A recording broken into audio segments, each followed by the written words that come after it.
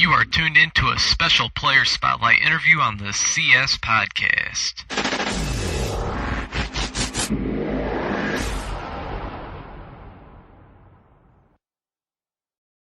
Welcome to another edition of the CS Podcast presented by the NFL Draft Bible and NUC Sports. Be sure to check out the NUC Sports magazine at NFLDraftBible.com. I'm your guys' host, Chris Shanafelt, and joining the show now for a special player spotlight interview is one of the top small school prospects in the country. He's the reigning MEAC Defensive Player of the Year, defensive tackle, nose tackle out of South Carolina State. He's Javon Hargrave. I appreciate you taking some time to chat today, Javon. How's everything going?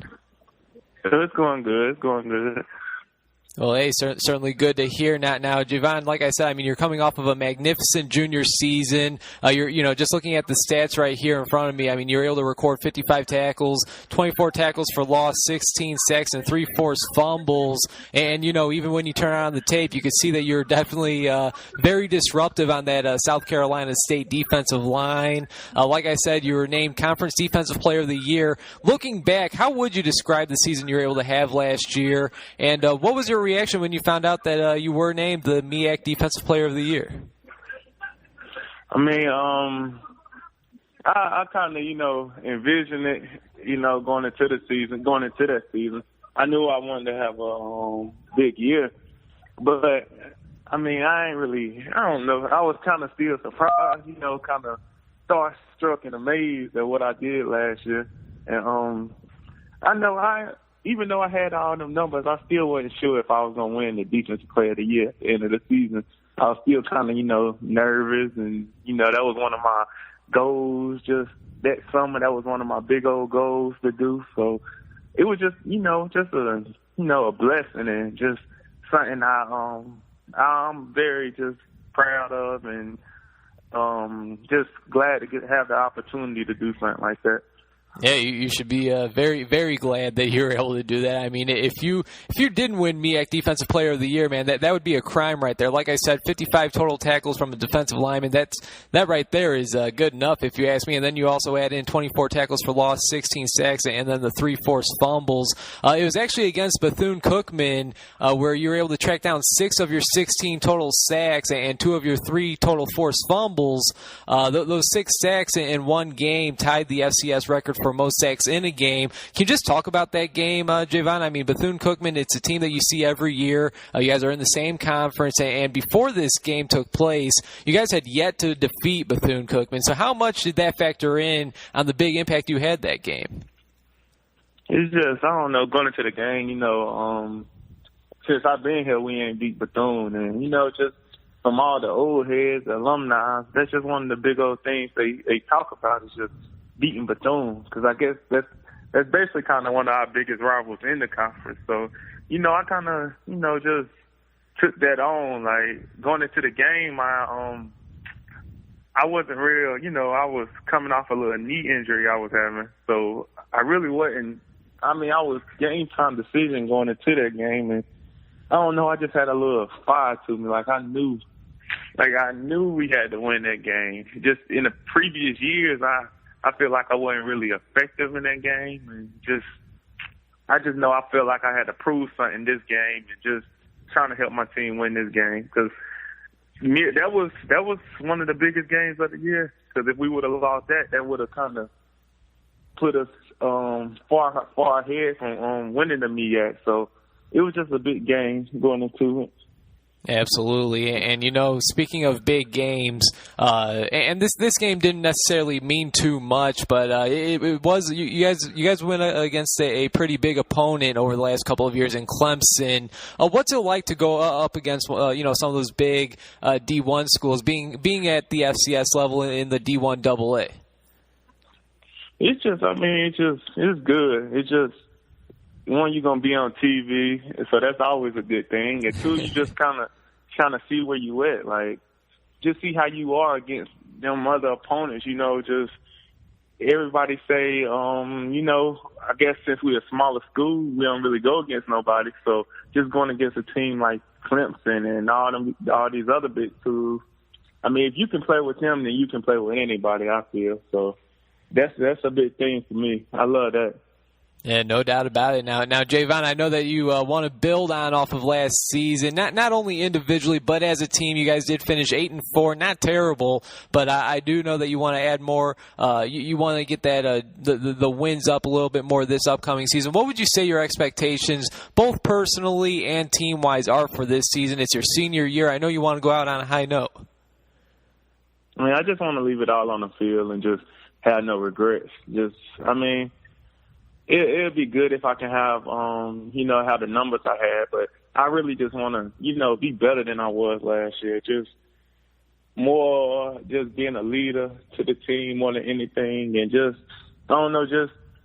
being better than I was. I know it's going to be a lot of people coming after me, but I feel like I still can be disruptive and just lead my team to a better year. And as a team goal, it's only one goal we want, and that's to win every game. And we feel like we got a big chance to do that this year. So that's something we're pushing for this upcoming season.